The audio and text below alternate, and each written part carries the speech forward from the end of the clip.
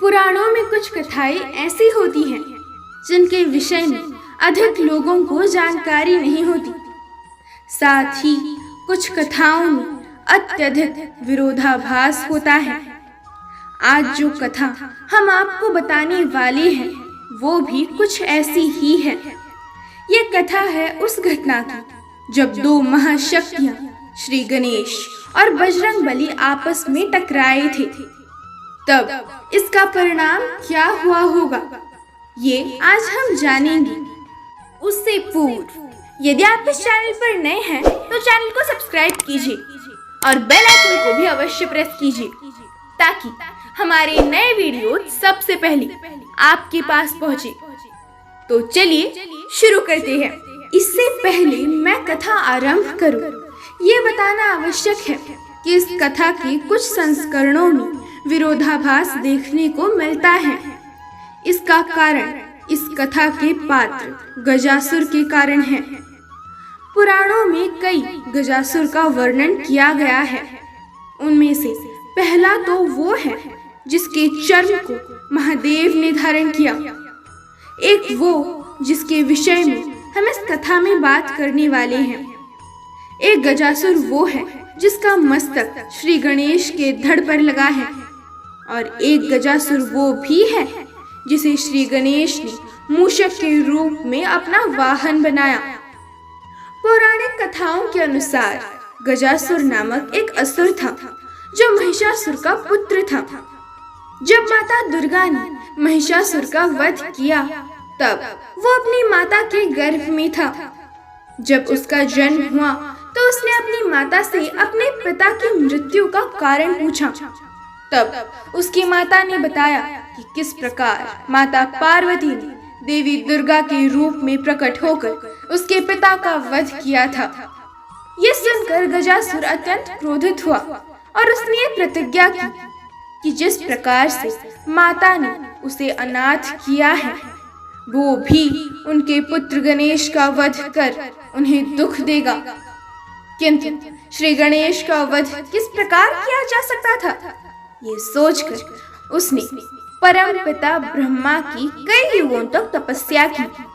ब्रह्मदेव के प्रसन्न होने पर गजासुर ने उनसे अमरता का वरदान मांगा, जिसे देने से ब्रह्मा जी ने मना कर दिया क्योंकि ये सृष्टि के नियमों के विरुद्ध है। तब उसने सोचा कि सृष्टि में केवल काम ही है जो सर्वत्र व्याप्त है। यही सोचकर उसने ब्रह्मदेव से ये वरदान मांगा कि उसका वध केवल उसी के हाथों ही होगा जिसने काम को जीत लिया हो। ब्रह्मा जी ने उसे ये वरदान दे दिया और अंतर्ध्यान हो गए। वरदान प्राप्त कर वो निरंकुश हो गया और सृष्टि में उत्पात मचाना प्रारंभ किया। इतना बल होने के बावजूद भी श्री गणेश को परास्त करना उसके लिए संभव नहीं था। इसी कारण उसने राम भक्त का स्वांग रचा और महाबली हनुमान की तपस्या आरंभ कर दी। जब महाबली ने देखा कि उन्हीं के समान एक राम भक्त उनकी तपस्या कर रहा है तो उन्होंने गजासुर को दर्शन दिए। गजासुर ने उनसे वरदान का वचन लेकर कहा कि शिव पुत्र गणेश श्री राम की सदैव अवहेलना करता है। मैं चाहता हूँ कि आप उससे युद्ध कर उसे मृत्यु दंड दे। हनुमान जी वचनबद्ध थे, इसीलिए वे श्री गणेश से युद्ध करने चले गए। मार्ग में उनकी भेंट देवर्षि नारद से हुई। उन्होंने देवर्षि से पूछा कि क्या वास्तव में गणेश राम द्रोही है। देवर्षि स्वयं चाहते थे कि गजासुर का विनाश शीघ्र ही हो। ये सोचकर उन्होंने झूठ तो नहीं बोला पर बात बदल कर कहा कि गणेश तो सदैव शिव भक्ति में ही लीन रहते हैं। श्री राम का स्मरण करते तो मैंने उन्हें कभी देखा नहीं। देवर्षि से ऐसा सुनकर हनुमान उसे सत्य मानकर कैलाश पहुंचे और श्री गणेश को ललकारा। उधर देवर्षि तत्काल माता पार्वती के पास गए और उन्हें सूचित किया कि महाबली हनुमान विघ्नहर्ता से युद्ध करने कैलाश पहुंच गए हैं। यह सुनकर माता तत्काल महादेव के साथ उस युद्ध को रोकने चल दी। उसी समय गजासुर ने उनका मार्ग रोका और हंसते हुए कहा कि हे देवी, जिस प्रकार तुम्हारे कारण मैं अपने पिता के लिए तड़पा हूँ, तुम भी आज अपने पुत्र के लिए तड़पोगी। उसका अंत समय जानकर महादेव उसके वध को प्रस्तुत हुए। उधर हनुमान जी अपने पंचमुखी स्वरूप के साथ श्री गणेश से युद्ध करने लगे। दोनों रुद्र के ही अंश थे। एक भोलेनाथ का पुत्र था तो एक उनका अंश अवतार, और दोनों की ही शक्ति की कोई सीमा नहीं थी।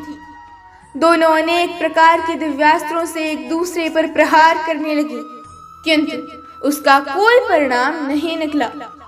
वे दोनों ऐसे देवता थे जिन्हें बचपन में ही अनेकों देवताओं से कई वरदान मिले थे।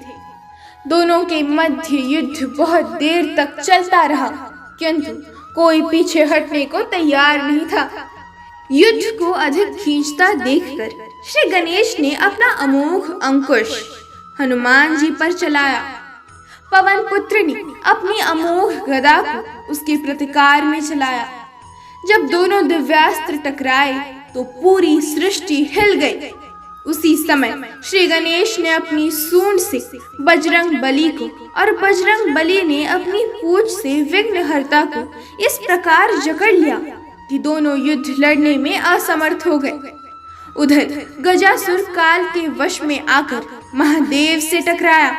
सृष्टि में महादेव ही ऐसे हैं जिन्होंने काम को जीता हुआ है। यही ब्रह्मा जी का वरदान भी था। उस असुर का अंत समय निकट आया देखकर महादेव ने तक्षण अपनी त्रिशूल से गजासुर का मस्तक काट लिया। इस प्रकार उस अन्यायी असुर का अंत हुआ। तब शिव शक्ति तत्काल उस स्थान पर पहुंचे जहां श्री गणेश और हनुमान जी एक दूसरे को जकड़े विवश खड़े थे। महादेव ने उन दोनों को मुक्त कराया और समझा बुझाकर उस युद्ध को रुकवाया। तब माता पार्वती ने हनुमान जी को गजासुर के छल के विषय में बताया और यह भी बताया कि वो असुर महादेव के हाथों मारा जा चुका है। माता ने कहा कि राम और शंकर दोनों में कोई भेद नहीं है, दोनों एक ही है। जो दोनों को अलग अलग समझता है उन्हें किसी की भी भक्ति प्राप्त नहीं होती। तत्पश्चात माता के आग्रह पर महादेव ने हनुमान जी को अपना वही स्वरूप दिखाया जिस स्वरूप में श्री राम ने उन्हें रामेश्वरम में स्थापित किया था। उस स्वरूप में हनुमान को उस ज्योतिर्लिंग में महादेव और श्री राम दोनों के दर्शन हुए। तब श्री गणेश और बजरंग बली ने हरिहर स्वरूप उस ज्योतिर्लिंग को प्रणाम किया। वास्तव में इस कथा के द्वारा श्री गणेश और हनुमान जी ने परस्पर एक दूसरे के सम्मान और महत्ता में वृद्धि की है। तो दोस्तों, कैसा लगा हमारा आज का ये वीडियो? कमेंट में अवश्य बताइएगा। मिलते हैं हमारे अगले वीडियो में। जय हनुमान, गणपति बाप्पा मोरया।